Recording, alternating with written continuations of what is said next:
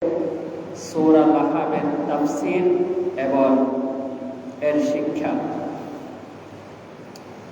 আল্লাহ সুবহানাহু ওয়া তাআলা কোরআনুল কারীমে 114টি সূরা অবতীর্ণ করেছেন। এই 114 সূরার মধ্যে 111তম সূরা হচ্ছে সূরাতুল লাহাব তথা তাব্বাত ইয়াদা। সূরা লাহাব বললে অনেকে চিনবেন না, তাব্বাত ইয়াদা বললে সবাই চিনেন। তাব্বাত ইয়াদা তথা সূরা লাহাব, এই সূরা লাহাব হচ্ছে কোরআনুল কারীমের 111তম সূরা। জীবনে অনেকবার সূরাটি তেলাওয়াত করেছেন, অনেকবার সূরাটি নামাজের মধ্যে পড়েছেন, ইমামের পিছনে ইমামের কাছ থেকে অনেকবার সূরাটি শুনেছেন। তাব্বাত ইয়াদা আবি লাহাবিন শুনেছেন, কিন্তু আল্লাহ পাক এই কোরআনে আমাদেরকে কি মেসেজ দিয়েছে, কি শিক্ষা রয়েছে এই সূরাটির মধ্যে তা আমরা জানি না। আসুন আজকে সূরা লাহাবের উপর কথা বলি। এই সূরা লাহাবে 5টি আয়াত আছে। কয়টি আয়াত? 5টি আয়াত আছে। রুকু আছে 1টি। সূরাটি কোরআনে হাকিমে স্থান পেয়েছে 30 পারায়। সর্বশেষ পারা আমপাড়ায় অবস্থিত একটি সূরা। এই সূরা নাজিল হওয়ার পেছনে একটি কারণ রয়েছে, যাকে আসবাবে নজুল, শানে নজুল বলে। কোরআনের ভাষায় শানে নজুল। সূরাটি নাজিল হওয়ার কারণ, কেন আল্লাহ পাক এই সূরাটি নাজিল করেছেন, ঘটনাটি কি ঘটেছিল, কোন ঘটনাকে সামনে রেখে আল্লাহ সুবহানাহু ওয়া তাআলা সূরা লাহাব তাব্বাত ইয়াদা নাজিল করেছেন, এর পিছনের কারণ হচ্ছে আমরা জানি রাসূল কারীম সাল্লাল্লাহু আলাইহি সাল্লাম 40 বছর বয়সে নবুয়ত লাভ করেছেন। 40 বছর না হওয়া পর্যন্ত রাসূল কারীম সাল্লাল্লাহু আলাইহি সাল্লাম দ্বীনের দাওয়াত দেন নাই, ইসলামের কথা বলেন নাই, মানুষকে তাওহীদের কথা বলেন নাই, নিজেকে নবী হিসাবে দাবি করেন নাই। এই 40 বছর বয়সে পর্যন্ত মক্কার মানুষের সাথে জীবন যাপন করেছেন। আল্লাহ রাসূল সাল্লাল্লাহু আলাইহি সাল্লামের চরিত্র, রাসূল সাল্লাল্লাহু আলাইহি সাল্লামের ভাষা ব্যবহার এত সুন্দর ছিল যে, এত আমানতদার ছিলেন যে মক্কার লোকেরা আল্লাহর নবীকে আল আমিন উপাধি দিয়েছিল। সুবহানাল্লাহ। সিদ্দিক উপাধি দিয়েছিল, বিশ্বস্ত ব্যক্তি উপাধি দিয়েছিল মক্কার লোকেরা। ভাইয়েরা আমার, 40 বছর যখন পূরণ হলো, 40 বছর পরে আল্লাহ রাব্বুল আলামিনের পক্ষ থেকে ওয়াহী নাযিল হলো। আল্লাহ রাব্বুল আলামিন ওয়াহী পাঠালেন। কোরআনুল কারীমের আয়াত নাযিল হলো, ওয়া আনদির আশীরাতাকাল আকরাবিন। আল্লাহ রাব্বুল আলামিন বললেন, নবী হে মুহাম্মদ, আপনাকে এমনি পাঠাইনি, আপনাকে পাঠানোর পিছনে একটা উদ্দেশ্য রয়েছে। আপনি আপনাকে প্রেরণ করেছি দ্বীন প্রসারের জন্য। সুতরাং আপনি আজকে থেকে মানুষের কাছে, মক্কার কুরাইশদের কাছে, মক্কার কাফিরদের কাছে, মক্কার মানুষের কাছে প্রকাশ্য দ্বীনের দাওয়াত চালিয়ে যান। 40 বছর বয়সে রাসূল কারীম সাল্লাল্লাহু আলাইহি সাল্লামের ওহী আসলো, দ্বীন প্রসারের ওহী। আল্লাহ আল্লাহ পাক যখন বললেন, হাবিব আপনি আপনার নিকট আত্মীয়দেরকে সতর্ক করুন, জাহান্নাম থেকে সতর্ক করুন। এই নির্দেশ পাওয়ার পরে আমার আপনার নবী বিশ্ব নবী মুহাম্মদ সাল্লাল্লাহু আলাইহি সাল্লাম সাফা পর্বতে আরোহণ করলেন। নবীজি পাহাড়ের উপর উঠলেন। পাহাড়ের উপরে উঠে ইয়া সাবা বলে ডাকতে লাগলেন। মক্কার কুরাইশদেরকে ডাকতে লাগলেন। আল্লাহর হাবিবের কণ্ঠ শুনে, বিশ্ব নবীর কণ্ঠ শুনে মক্কার কুরাইশরা, নবীজির চাচারা, নবীজির আত্মীয় স্বজনরা সাফা পর্বতের নিকটবর্তী হয়ে গেল। নবীজি সাল্লাল্লাহু আলাইহি সাল্লাম কুরাইশদেরকে উদ্দেশ্য করে বললেন, মক্কার কুরাইশদেরকে বললেন, হে আমার কুরাইশ, আমার সম্প্রদায়ের, আমার জাতিরা, আমি যদি বলি এই পাহাড়ের পিছনে একদল শত্রু অস্ত্র শস্ত্র নিয়ে তোমাদের হামলার অপেক্ষায় আছে, তোমাদেরকে হামলা করবে, হামলা করার জন্য অপেক্ষায় রয়েছে, তোমরা কি বিশ্বাস করবা? মক্কার কুরাইশরা জবাব দিলেন, ইয়া মুহাম্মদ, হে মুহাম্মাদের বেটা আব্দুল্লাহ, কেন বিশ্বাস করব না?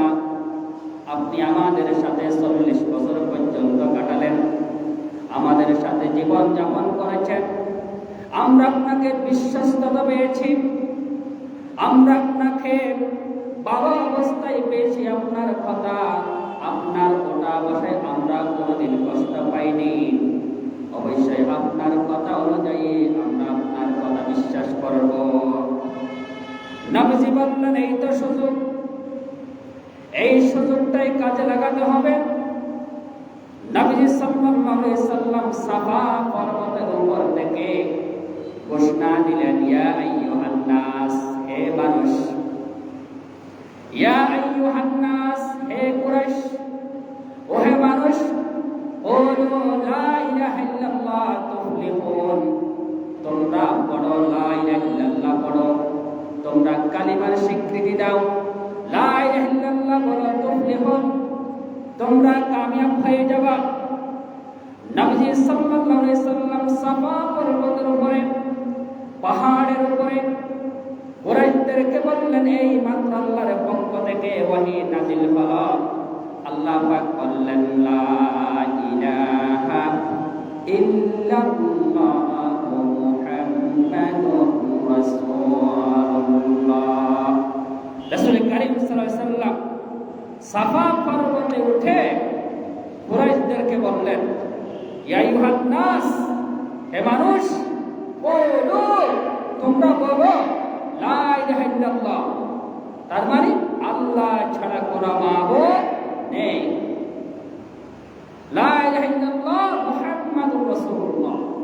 আমি এতদিন তোমাদের কাছে মুহাম্মদ হিসাবে পরিচিত ছিলাম, আজকে থেকে আমি মুহাম্মদ নয়, আমি শুধু মুহাম্মদ নয়, আমি হলাম মুহাম্মাদুর রাসূলুল্লাহ, আল্লাহর রাসূল। সুবহানাল্লাহ। এই কথা বলার পরে সর্বপ্রথম নবীজির চাচা আবু লাহাব বিরোধিতা করেছে। আল্লাহর নবীর চাচা আবু লাহাব বিরোধিতা করেছে। আবু লাহাব বলেছেন, ইয়া মুহাম্মদ আলিহাতা জামাতারা, হে মুহাম্মদ, আব্দুল্লাহর বেটা মুহাম্মদ, আলিহাতা জামাতানা, আলিহানা জামাতানা, তুমি কি এই জন্য আমাদেরকে একত্রিত করেছ? তাব্বাল্লাক, হে মুহাম্মদ, তুমি ধ্বংস হয়ে যাও, নাউজুবিল্লাহ। দেখেন, নবী সাল্লাল্লাহু আলাইহি সাল্লাম যখন দ্বীনের দাওয়াত দিলেন, লা ইলাহা ইল্লাল্লাহর কথা বললেন, তোমরা লা ইলাহা ইল্লাল্লাহ বলো, আল্লাহ ছাড়া কোনো মাবুদ নাই, গাছ পূজা, বাঁশ পূজা, পাথর পূজা, নক্ষত্র পূজা, দেব পূজা, সূর্য পূজা, এগুলি বাদ দাও, এগুলি শিরক, এগুলো ছাড়া এক আল্লাহর গোলামি করো, লা ইলাহা ইল্লাল্লাহ মেনে নাও, আর আমি মুহাম্মদকে রাসূল হিসাবে স্বীকৃতি দাও, মেনে নাও, তুফলিহুন, তোমরা সফল কাম হয়ে যাবে। ভালো কথা যখন বলেছে, দিনের কথা যখন বলেছে, সর্বপ্রথম নবীজির চাচা আবু লাহাব বিরোধিতা করেছে। এমনকি আল্লাহ রাসূলের দিকে তাকিয়ে থুতু নিক্ষেপ করেছিল, নাউযুবিল্লাহ। আলিহাযা জামাআতানা ইয়া মুহাম্মদ, হে মুহাম্মদ, এই জন্য কি আমাদেরকে একত্রিত করেছ? এই কথা শোনানোর জন্য? আমরা কোনদিন আমাদের বাপ দাদার ধর্ম ত্যাগ করব না, আপনার কথা আমরা মানব না, আমাদের লাখ পূজা দেব দেবীর পূজা আমরা ছাড়ব না, আমরা লা ইলাহা ইল্লাল্লাহ মানব না, নবী মুহাম্মদুর রাসূলুল্লাহ আমরা মানি না। আবু লাহাব বিরোধিতা করল, রাসূল সাল্লাল্লাহু আলাইহি সাল্লামকে কষ্ট দিল, এমনকি আল্লাহ রাসূলের জন্য বদদুয়া করল, তাব্বাল্লাক ইয়া মুহাম্মদ, হে মুহাম্মদ তুমি ধ্বংস হয়ে যাও, নাউযুবিল্লাহ। এই কথা বলার পরে আল্লাহ রাব্বুল আলামিন অত্যন্ত রাগান্বিত হলেন। আল্লাহ পাক রাগান্বিত হয়ে ওহী পাঠালেন। সাথে সাথে আল্লাহ রাব্বুল আলামিন সূরাতুল লাহাব নাযিল করে দিলেন।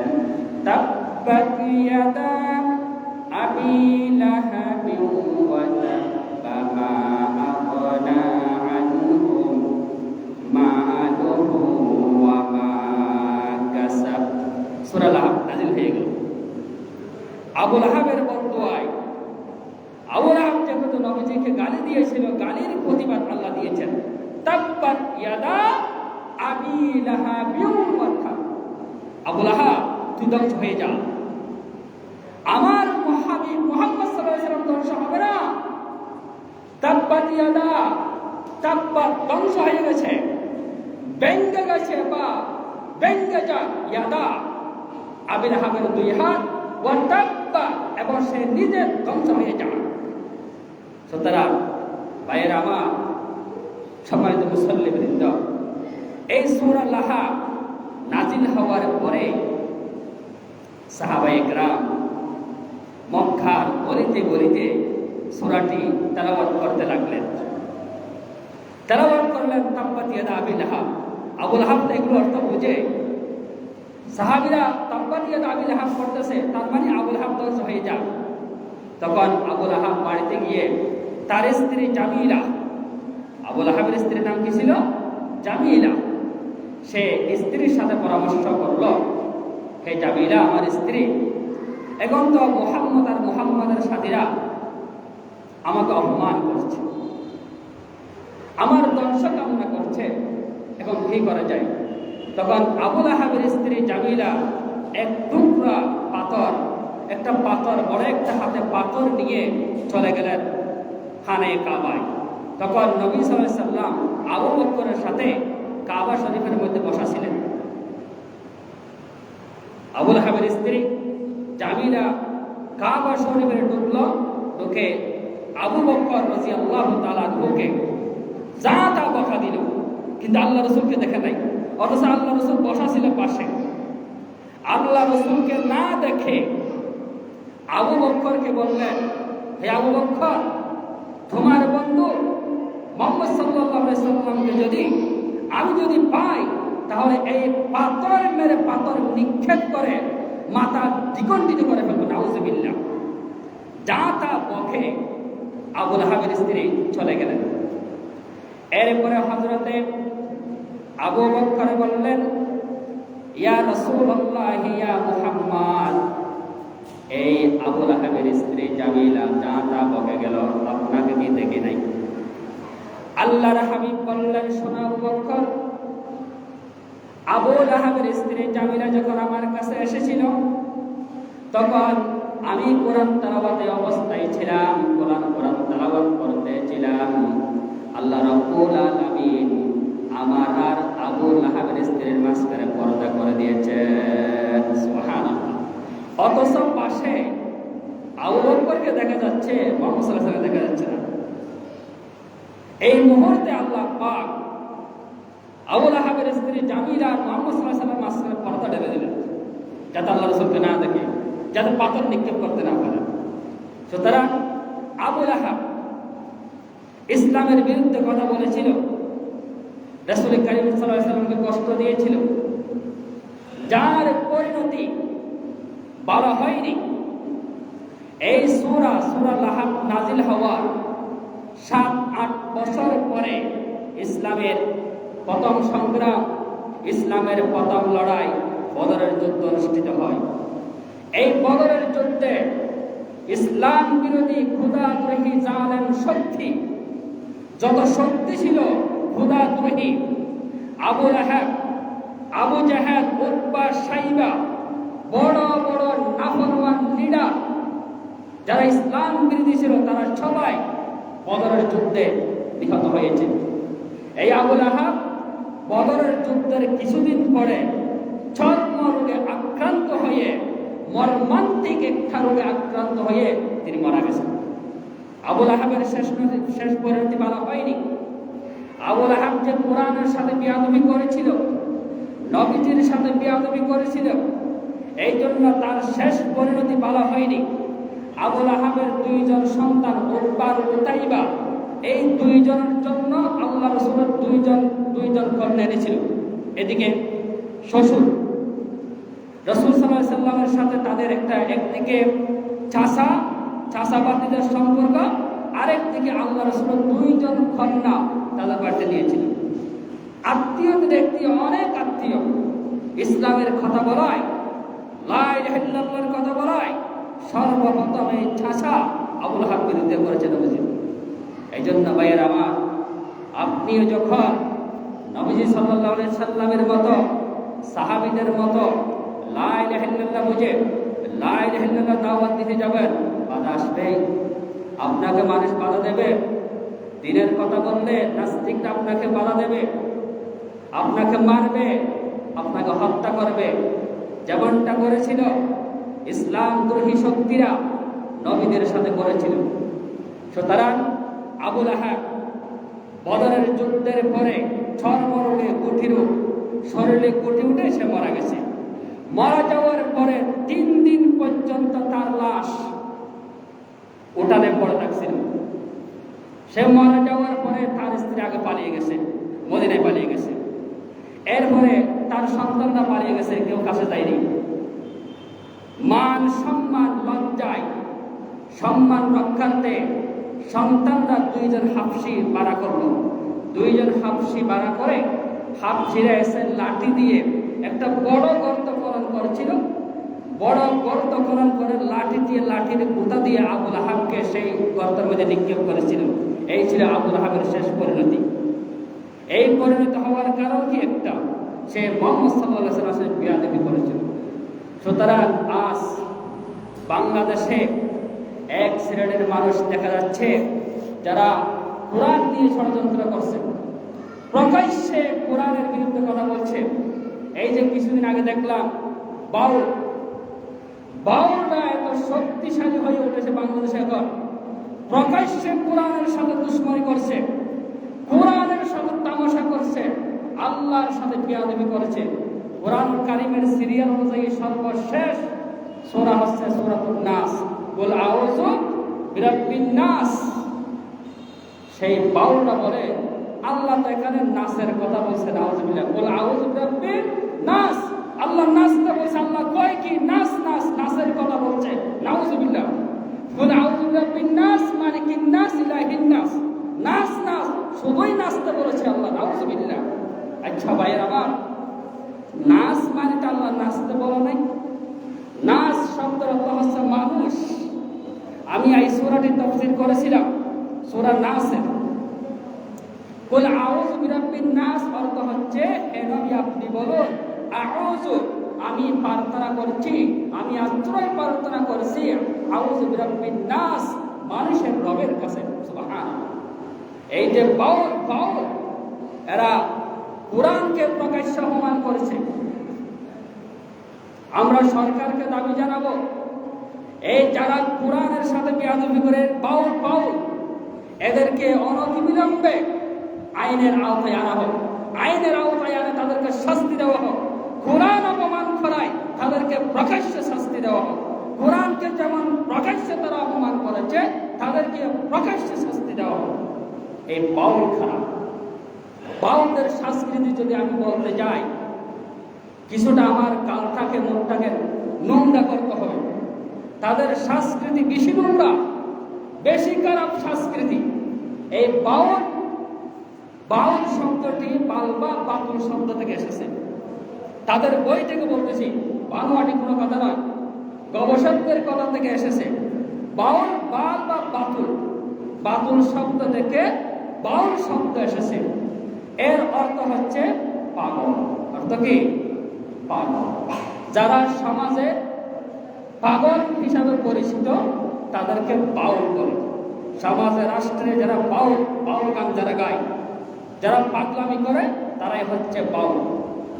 এই বাউলরা কোনো মসজিদে যায় না, কোনো গির্জাও যায় না, কোনো মন্দিরও যায় না।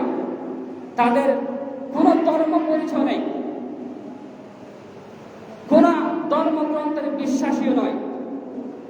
তাদের মূল টার্গেট হচ্ছে, তাদের মূল কাজ হচ্ছে যৌনাচারের মাধ্যমে ইবাদত করে। নাউযুবিল্লাহ। যৌনাচার, আনন্দ ফুর্তি, আনন্দ ফুর্তি হচ্ছে তাদের মূল কাজ, তাদের মূল টার্গেট। তারা মনে করে দেহেই হলো পরম সম্পদ। নাউযুবিল্লাহ। দেহ, নারীদের দেহটাই হচ্ছে তাদের পরম সুন্দর। বাউলদের সাধনায় একজন পুরুষের জন্য একজন নারী লাগবে, বিয়ে দরকার নাই। বাউল সম্প্রদায়, বাউলদের সংস্কৃতি হলো বাউলরা বিয়ে করে না, বিয়ের প্রয়োজন নাই, পরের স্ত্রী হলে সমস্যা নাই। তার মানে হচ্ছে বাউলদের বিশ্বাস, বাউলদের সংস্কৃতি হলো, বাউলদের সমাজে, বাউলদের কালচার হচ্ছে পরকীর্তি তাদের সমাজে জায়েজ। নাউযুবিল্লাহ। পরকীয়া, গাঁজা সেবন করা, ব্যভিচার, জানা, পরকীয়া, এগুলো বাউলদের সংস্কৃতি জায়েজ এবং বৈধ। এখানে শেষ নেই। বাউলরা তারা মনে করে রোগ সেবনের জন্য নারীর রস পান করতে হবে। নাউযুবিল্লাহ। রোগ মুক্তির জন্য। বাউলদের কেউ যদি অসুস্থ হয়, অসুস্থের পক্ষে, অসুস্থের জন্য কি সেবন করতে হবে? তাদের মতে বাউলরা মনে করে রোগ সেবনের জন্য নারীর রস পান করতে হবে। রস কি? এই রসের দুইটা অর্থ আছে। একটা অর্থ হচ্ছে কুমারী নারীর প্রথম মাসিকের রক্ত। নাউযুবিল্লাহ। যে সমস্ত নারীরা প্রথমে কি হয়, পিরিয়ড শুরু হয়, যে প্রথম মাসিকের রক্ত পান করলে রোগ ভালো হয়ে যাবে। নাউযুবিল্লাহ। বাউলদের শাস্ত্রে এখানে শেষ নাই। বাউলরা মনে করে যে নারীর যৌনত্ব জানার সময়, যে মিলনের সময় যে পদার্থ সম্পদ, যে পদার্থ নির্গত হয় তথা বীর্য, নারী পুরুষের মিলনের পরে যে বীর্য বের হয়, সেই বীর্য পান করলে মানুষের রোগ ভালো হয়ে যাবে। নাউযুবিল্লাহ। এখানে শেষ নেই। তারা মনে করে সর্বরোগের মহা ঔষধ হল মল, মূত্র, বীর্য, রস মিশিয়ে, মল, মূত্র, রস মিশিয়ে তৈরিকৃত প্রেম বাজা খাওয়া। প্রেম বাজা, একে প্রেম বাজা বলে তারা। মল, মূত্র, পেশাব, যে নারীদের পিরিয়ডের রক্ত, এগুলো মিশিয়ে তৈরিকৃত একটা বলে প্রেম বাজা খাওয়া। এই প্রেম বাজাটাই হচ্ছে তাদের রোগের মহা ঔষধ। নাউযুবিল্লাহ। তারা মনে করে কোরআন সম্পর্কে তাদের ধারণা কি? কোরআন সম্পর্কে তারা বলে এক এক যুগে আল্লাহ এক এক কিতাব নাযিল করেছে, এক এক যুগে এক এক কিতাব এসেছে। কোন কিতাবে হালাল বলা হয়েছে, কোন কিতাবে হারাম বলা হয়েছে। নাউযুবিল্লাহ। তাই হলো এই কোরআন হচ্ছে আসমানি গ্রন্থকে তারা আসমানি গ্রন্থ বিশ্বাস করে না, তারা মানুষের হাতের তৈরি লেখা মনে করে। নাউযুবিল্লাহ। এই বাউলদের সংস্কৃতি এত খারাপ, কোরআন সম্পর্কে তাদের এত জঘন্য ধারণা। এই কোরআন হলো মানুষের তৈরিকৃত গ্রন্থ। নাউযুবিল্লাহ। শুধু এখানে শেষ নাই। কিছু কিছু বাউল প্রকাশ্যে দাবি করে যে লালন হচ্ছে বাউলদের নবী। নাউযুবিল্লাহ। সুতরাং সম্মানিত হাজিরিন, এই যে বাউল এগুলো বাংলাদেশে এখন অশান্তি সৃষ্টি করছে। সর্বপ্রথমে তারা কোরআন নিয়ে অপমান করছে, কোরআনকে অপমান করছে। আল্লাহর সৃষ্টি তারা এখানে দেখলাম যে একটা ভিডিওতে আউয়াল মা খালাকাল্লাহুল আশ, তারা বলছে আল্লাহ প্রথমে এশক তৈরি করেছেন, আবার বলছে আল্লাহ নাকি প্রথমে নূর তৈরি করেছেন, আল্লাহ বলছে প্রথমে কলম তৈরি করেছে, অথচ এগুলো পুরোটাও আল্লাহর বাণী নয়। তারা বানিয়ে কথা বলছে। ইসলাম কোরআন ধর্মের উপর অবমান করায় এই বাউলদেরকে শাস্তির আওতায় আনা হোক, এই দাবি যেন আমাদের থাকবে। সুতরাং সম্মানিত হাজিরিন, আলোচনার বিষয় ছিল এই যে সূরা লাহাব। এই যে সূরা লাহাব নাযিল হয়েছে মক্কায়। আবু লাহাবকে কেন্দ্র করে কোরআনের বিরুদ্ধে কথা বলায়, নবী সাল্লাল্লাহু আলাইহি ওয়াসাল্লামের বিরুদ্ধে কথা বলায় আবু লাহাবের শানে তাব্বাত ইয়াদা আবি লাহাবি ওয়া তাব নাযিল হয়েছে। আয়াতের তাফসীর অনেক লম্বা, আমি সংক্ষেপে অনুবাদ করে শেষ করে দিচ্ছি। তাব্বাত ইয়াদা আবি লাহাবি ওয়া তাব, সূরা লাহাবের 1 নম্বর আয়াত। এখানে বলা হয়েছে তাব্বাত, ধ্বংস হয়ে যাক, ইয়াদা মানে হাত, ইয়াদুন মানে এক হাত, ইয়াদা মানে 2 হাত, 2 বছর। আবু লাহাবের 2 হাত ধ্বংস হয়ে যাক, ওয়া তাব্বা, এবং সে নিজেই ধ্বংস হয়ে যাক। শেষ প্রান্তে বদরের যুদ্ধের পরে সেই আবু লাহাব ধ্বংস হয়ে গেছে ছরমরুতে। 2 নম্বর আয়াতে আল্লাহ তাআলা বলেন মা আগনা আনহু মালুহু ওয়া মা কাসাব, কোন কাজে আসেনি তার ধন সম্পদ। কাসাব তাফসীরের কিতাবে এসেছে, ইমামে কুরতুবী বলেছেন, ইমামে কুরতুবী ইবনে কাসির আল্লামা হাফেজ ইমামউদ্দিন ইবনে কাসির রাহিমাহুল্লাহ আলাইহি তাফসীর করেছেন ওয়া মা কাসাবের অর্থ হচ্ছে ছেলে সন্তান। আবু লাহাব যখন মারা গিয়েছিল তখন তার অনেক সন্তান ছিল, তার অনেক টাকা পয়সা ছিল, এগুলো তার কোনো কাজে আসেনি। তাব্বাত ইয়াদা আবি লাহাব, সেই যখন ধ্বংস হয়ে গেছিল তার ধন সম্পদ, টাকা পয়সা, খাড়ি বাড়ি নারী, ওয়া মা কাসাব, এবং সন্তান সন্ততি তার মৃত্যুর সময় কাজে আসেনি। এই জন্য ভাইয়ের আমার, আমি একথা প্রায় সময় বলি, সন্তানদের জন্য বেশি সম্পদ না রেখে সন্তানগুলোকে সম্পদ হিসাবে গড়ে যান, বিনিময়ে আপনি কবরে শান্তি থাকতে পারবেন। এই সন্তান সন্ততি হচ্ছে দুনিয়ার প্রাচুর্য, দুনিয়ার সৌন্দর্য। আল্লাহ বলেছেন আল মাল ওয়াল বানুন জিনাতুল হায়াতিদ দুনিয়া, সন্তান সন্ততি, টাকা পয়সা, গাড়ি বাড়ি, এগুলো হচ্ছে জিনাতুল হায়াতিদ দুনিয়া, দুনিয়ার সৌন্দর্য। ওয়াল বাকিয়াতুস সালিহাতু খায়র, আল্লাহ বলেছেন অবশিষ্ট থাকবে, আপনি যখন কবরে যাবেন আপনার খবরে আপনার কাজে আসবে আপনার আমল, আপনার নেক আমল। আপনি যে মসজিদে এসেছেন, সিজদা দিয়েছেন, সদকা করেছেন, ভালো কথা বলেছেন, দান খয়রাত করেছেন, এগুলো আপনার কাজে আসবে। আপনার সন্তান আপনার কাজে আসবে না। যেমনটি আসে নাই আবু লাহাবের মৃত্যুর সময়। আবু লাহাব যখন মরেছিল আগে তার স্ত্রী পালিয়ে গেছে মদিনায়, এরপরে সন্তানটা পালিয়ে গেছে। এত এত সম্পদ টাকার উপর আবু লাহাবের, এত একজন কাফেরের লিডার, ধর্মদ্রোহী শক্তি, কাফেরদের এত বড় লিডার হওয়ার পরেও মৃত্যুর পরে তার সন্তান সন্ততি, তার লিডারগিরি, তার ক্ষমতায় তার কোনো কাজে আসে নাই। এরপর আল্লাহ পাক বলেছেন সায়াসলা নারান যাতা লাহাব, অবশ্যই সে লেলিহান আগুনে নিক্ষিপ্ত হবে। আল্লাহ সার্টিফিকেট দিয়েছেন, আল্লাহ পায়সালা দিয়েছেন যে আবু লাহাবের স্থান হচ্ছে কোথায়? জাহান্নাম। সে জাহান্নামে যাবে। শুধু সে একাই না, ওয়ামরাতুহু হাম্মালাতুল হাতাব, তার স্ত্রী জামিলা যে হাম্মালাতুল হাতাব, যে লাকড়ি বহন করে, যে গুনার বাস বহন করে, যে পাহাড় থেকে কাঁটাযুক্ত লাকড়ি আনে আল্লাহ রসুলের যাওয়ার পথের মধ্যে লেগে রাখত। আল্লাহ রসুল যেদিকে হাঁটতেন সেদিকে কাঁটা বিছিয়ে রাখত। এই আবু লাহাবের স্ত্রী হাম্মালাতুল হাতাব, যে বোঝা বহন করে, পাহাড় থেকে লাকড়ি সংগ্রহ করে এনে আল্লাহ রসুলের পথ আটকে দিত, সেই জাহান্নামে যাবে। সর্বশেষ আল্লাহ পাক বলেছেন ফি জিদিহা হাবলুম মিন মাসাদ, তাদের গলায়, তার গলায় থাকবে খেজুর গাছের খেজুর ডালের আয়েশের ফাঁকানো শক্ত রশি দিয়ে জাহান্নামে তাকে নিক্ষেপ করা হবে। আল্লাহ পাক এই সূরা লাহাব থেকে আমাদেরকে শিক্ষা অর্জন করার জন্য তৌফিক দান করুন। শিক্ষা হচ্ছে একটাই, ইসলামের বিরুদ্ধে কথা বলা যাবে না, কোরআনের বিরুদ্ধে কথা বলা যাবে না, নবী রাসূলের শানে বেয়াদবি করা যাবে না। যদি কেউ করে আবু লাহাবের মতো শেষ করে দিতে হবে। আল্লাহ পাক বুঝার আমল করার তৌফিক দান করুন। হাদা মা ইনদি ওয়াল ইলমু ইনদাল্লাহ।